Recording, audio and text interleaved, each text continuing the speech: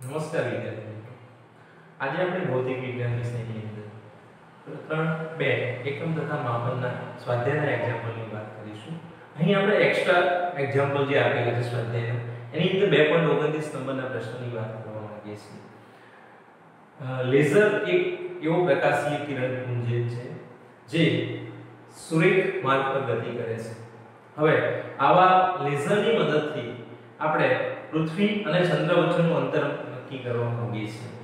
તો આ જે ડિસ્ટન્સ છે એ નક્કી કરવા માટે આપણે એક લેઝર કિરણપુંજને પૃથ્વી ઉપરથી, ધારો કે આ પોઝિશન છે કે આ પૃથ્વી છે, અહીંયા ચંદ્ર છે, અહીંયા આપણે પૃથ્વી ઉપરથી અને પૃથ્વી ઉપરથી આ લેઝરની અંદરથી લેઝર લાઇટ જે કિરણપુંજ સ્વરૂપે નીકળે છે એ ચંદ્ર ઉપર અથડાઈ રિફ્લેક્ટ થાય છે અને ફરી પાછી અહીંયા જીરાય છે. તો અહીંયાથી અહીંયા જઈ અથડાઈ પાછી આવવા માટે જે સમય લાગે છે એ સમય અહીંયા આપેલો છે 2.56 સેકન્ડ. તો આ ડિસ્ટન્સ કેટલું હશે? પૃથ્વીની પોઝિશન અહીંયા છે, માની લો કે આ પૃથ્વીનો ગોળો છે. પૃથ્વીના કોઈ ભાગ ઉપરથી આપણે આ ગોઠવણી કરીએ છીએ અને અહીંયાથી લેઝર લાઇટ નીકળી પાછી અહીંયા બેક આવે છે. તો આ જે ડિસ્ટન્સ છે, આ ડિસ્ટન્સ આપણે મેળવવું છે, જેને આપણે અહીંયા d કહી દઈએ. તો d મારે મેળવવું છે. એના માટે મને શું આપી દેવામાં આવેલું છે? તો અહીંયા આપી દીધેલું છે કે લેઝર પ્રકાશીય પુંજ ચંદ્રની સપાટીથી પરાવર્તન પામી પૃથ્વી પર પાછા આવવા માટે લાગતો સમય 2.56 સેકન્ડ છે. તો આ d પૃથ્વી અને ચંદ્ર વચ્ચેનું અંતર કેટલું હશે, જેને આપણે d તરીકે ઓળખીએ. આ d શોધવું છે. સારું, પ્રશ્ન જોવા જઈએ તો એકદમ સરળ છે. અહીંયા આપેલા જે ડેટા છે, સમય, અંતર, બરાબર, આમની વચ્ચેનું રિલેશન. તો મિત્રો તમને ખ્યાલ છે કે લેસર જે છે એ પ્રકાશ જે નીકાળે છે એની ઝડપ, તો લેસર પ્રકાશની ઝડપ કેટલી હોય છે? ખ્યાલ છે? તો શૂન્ય અવકાશમાં જે ઝડપ છે એનો જવાબ આપણને ખબર છે 3 × 10⁸ મીટર પર સેકન્ડ છે. હવે આટલી ઝડપથી જો પ્રકાશ ગતિ કરીને જતો હોય તો આને આ ડિસ્ટન્સ કાપવા માટે કેટલો સમય લાગે એ આપેલું છે. તો આ બધાનો રિલેશનનો ઉપયોગ કરી આપણે અહીંયા આવું સૂત્ર વાપરીએ, ઝડપ v બરાબર અંતર ભાગ્યા સમય. મિત્રો ખાસ યાદ રાખીશું કે આ જે સમીકરણ છે એ અચળ વેગી ગતિ માટે વાપરીએ છીએ. અહીંયા ઝડપ બદલાતી નથી, જઈ પાછા આવતી વખતે પ્રકાશની જે ઝડપ છે એ બદલાતી નથી, માટે આ અંતર ભાગ્યા સમયનું સૂત્ર અહીંયા આપણે વાપરી શકીએ છીએ. કેટલું અંતર કાપી પ્રકાશે? તો અહીંયાથી આ d પાછું આવે એટલે d, તો ટોટલ ડિસ્ટન્સ કેટલું થશે? 2d. અને સમય કેટલો લીધો? t. આમાંથી d ના સૂત્ર કરતા કરી દઈએ તો therefore d is equal to vt/2. vt/2. therefore d is equal to v નો જવાબ 3 × 10⁸, t નો જવાબ 2.56 સેકન્ડ અને ડિવાઇડેડ બાય 2. આનો જવાબ મેળવી કાઢીએ કેલ્ક્યુલેટર ઉપર. તો જુઓ 3 × 2.56 કરીશું એટલે અહીંયા 7 પોઈન્ટ સમથિંગ મળશે અને ભાગાકારમાં 2 છે. આ બધાનું સાદુરૂપ આપી દઈએ તો આનો જવાબ આપણને 3.84 ગુણ્યા 10⁸ મીટર મળે છે. તો આજ આપણે મેળવ્યું છે, બરાબર. આપણે આગળ પણ આ મુદ્દાની વાત કરી હતી કે દૂરના અંતરનું માપન કરવા માટે જુદી જુદી પદ્ધતિઓનો ઉપયોગ થાય છે.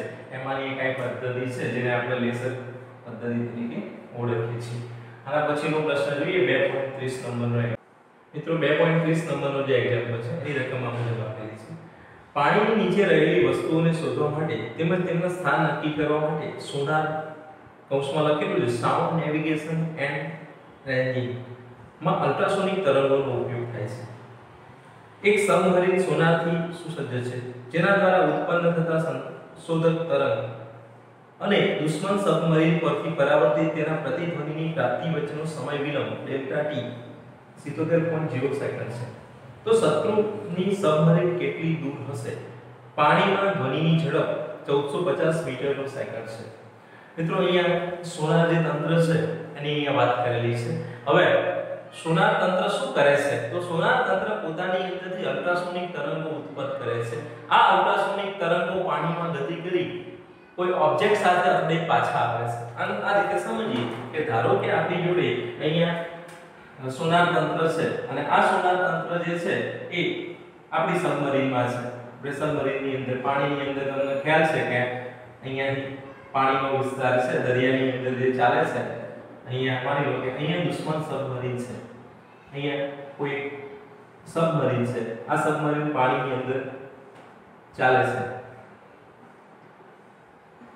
હવે અહીંથી જે વેવ્સ ઉત્પન્ન થાય છે સોનારમાંથી, આ વેવ્સ ગતિ કરતા કરતા આને અથડાઈ પાછા આવે છે. માની લો કે આ માર્ગે પાછા આવે તો આ જે વેવ્સ અહીંથી ઉત્પન્ન થઈ જાય છે એ જઈને પાછા આવે છે એ વખતનો એનો જે સમય છે આ સમય આપી દીધેલો છે ડેલ્ટા ટી. ડેલ્ટા ટી નો જવાબ 77.0 સેકન્ડ છે. એટલે અહીંયા તમને એવું કહેલું છે કે સોનાર અલ્ટ્રાસોનિક તરંગો ઉત્પન્ન કરે છે. આ અલ્ટ્રાસોનિક તરંગો ગતિ કરી ઓબ્જેક્ટ જે આ રસ્તામાં આવે છે, આ એક ઓબ્જેક્ટ અહીંયા કહી શકાય, ઓબ્જેક્ટને અથડાઈને પાછા આવે છે. તો એના માટે એ જે સમય લે છે એ સમય સોનાર તંત્રની અંદર નોંધવામાં આવે છે અને જેનો સમયગાળો આપણને આપી દીધેલો છે. તો તમને એવું કહેવામાં આવેલું છે કે ડિસ્ટન્સ કેટલું હશે. આગળના દાખલાની અંદર જે વાત કરી એ જ વાત અહીંયા આવે છે, ડિસ્ટન્સ t શોધવાનું છે. તો પાણીની અંદર જે તરંગો ગતિ કરીને જાય છે એની જે ઝડપ છે, ઝડપ v બરાબર અંતર ભાગ્યા સમય એટલે d/t.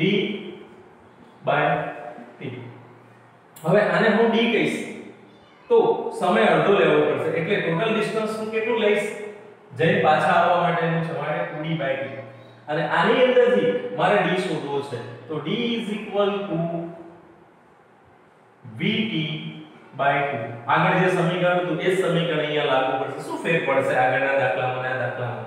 તો આ જે દાખલો છે આની અંદર સબમરીનને અથડાઈને પાછા આવતા તરંગોની વાત કરવાની છે. એ તરંગો કયા છે? તો કે અલ્ટ્રાસોનિક. અને અલ્ટ્રાસોનિક તરંગોનો વેગ કેટલો હોય છે? તો અહીંયા આપી દીધેલું છે 1450 મીટર પર સેકન્ડ.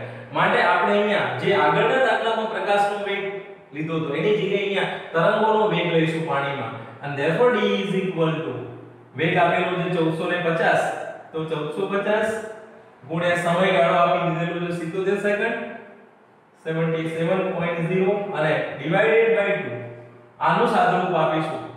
આનો ગુણાકાર કેલ્ક્યુલેટર ઉપર કરી આનું સાદુરૂપ આપશો તો આનો જવાબ આપણને મળે છે 55825 મીટર.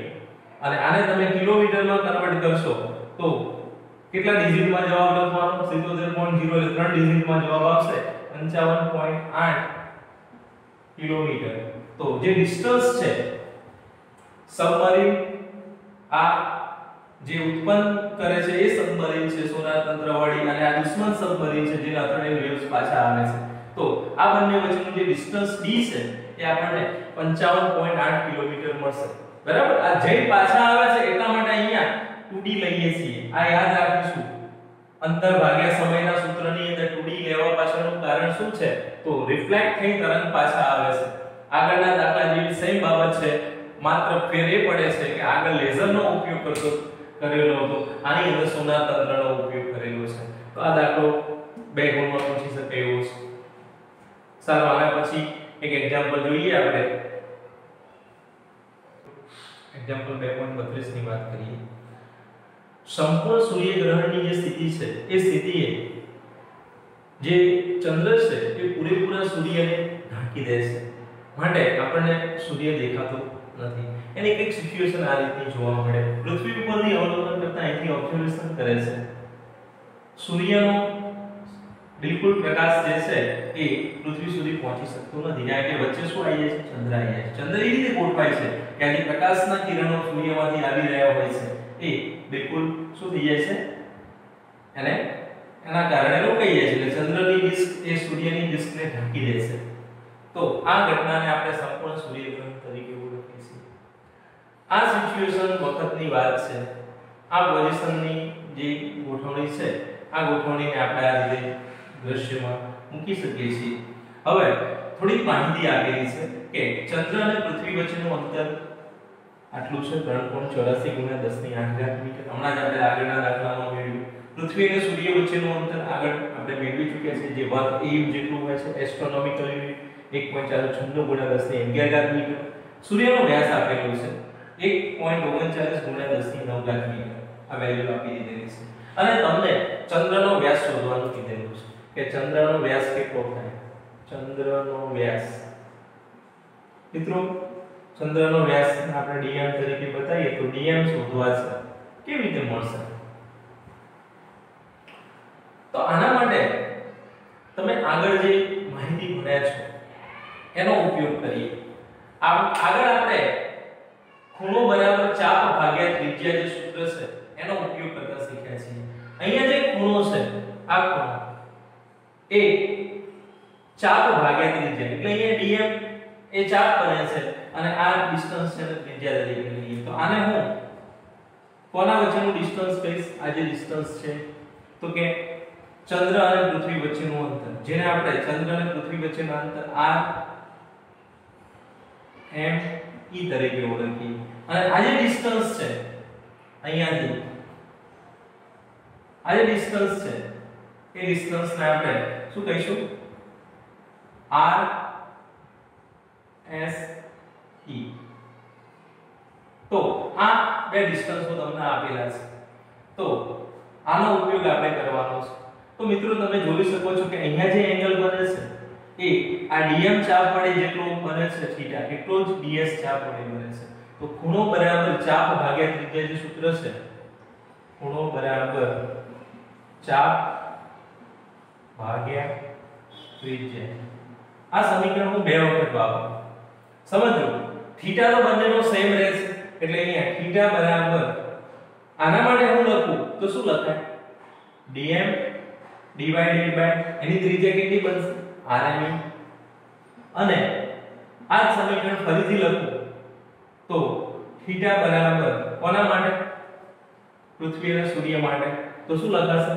ચાપ બનશે એનો ds અને ત્રિજ્યા થશે એની rse. તો rse. હવે બંને થીટાના સૂત્રો છે તો બંનેને સરખાઈ દઈએ. તો આના ઉપરથી આપણે આવું એક સમીકરણ લખી શકીએ અહીંયા. dm by rme is equal to ds by rse. અને આમાંથી તમે dm નું સૂત્ર કરતા કરી નાખો તો therefore dm is equal to dm બરાબર rme ગુણ્યા ds upon rse. હવે આમાં કિંમતો ભરીને સાદુરૂપ આપી દઈએ તો આપણો આનો જે આન્સર છે અહીંયા મળી જશે. તો અહીંયા આની કિંમતો ભરી દઈએ આપણે. dm is equal to rme નો જવાબ આપણી જોડે છે. કેટલો છે? 3.84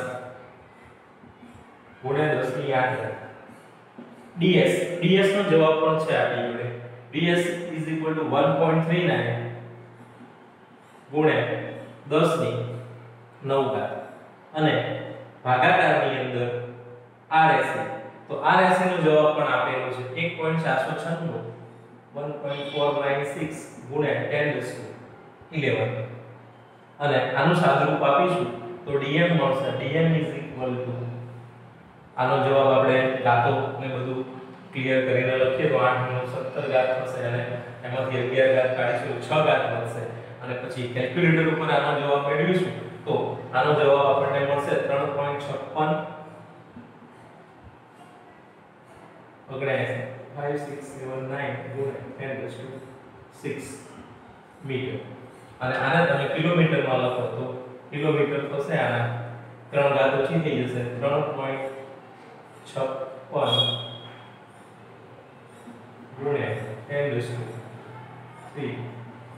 કિલોમીટર જે આપણે મેળવવું છે આ મેળવવાનું કહેલું છે તો આપણે અહીંયા આ રીતે પ્રાપ્ત થાય છે હવે મિત્રો આપણે આ સ્વાધ્યાયનો દાખલા અહીંયા પૂરા થઈ જાય છે જે પૂછાવા લાયક હતા એ બધા દાખલાની વાત પૂરી કરી હવે થોડા પૂર્વ પ્રત્યે એના લગતા જે ટૂંકા પ્રશ્નો બની શકે છે ખાલી જગ્યા પ્રકારના એની આપણે થોડીક વાત કરીએ આપણે હવે અહીંયા એકમના દશાંશ ગુણકો અને ઉપગુણકો દર્શાવતા કોષ્ટકની ચર્ચા કરવા માંગીએ છીએ આપણે એકમોનું રૂપાંતરણ કરતા હોય છે જેમ કે સેન્ટીમીટર મીટરમાં મીટર કિલોમીટરમાં આવા રૂપાંતરણ કરવાની જરૂરિયાત ઉત્પન્ન થાય છે એટલે ગુણકો અને ઉપગુણકોની કોષ્ટક આપેલું છે ગુણકોનું કોષ્ટક આ મુજબ છે મૂલ્ય લઈએ 10⁸ તો એના માટે શબ્દ વપરાય છે એક્સા અને એની સંકેત છે e એ રીતે 10⁻15 માટે પેટા p 10⁻12 માટે ટેરા t 10⁹ માટે ગીગા g 10⁶ માટે મેગા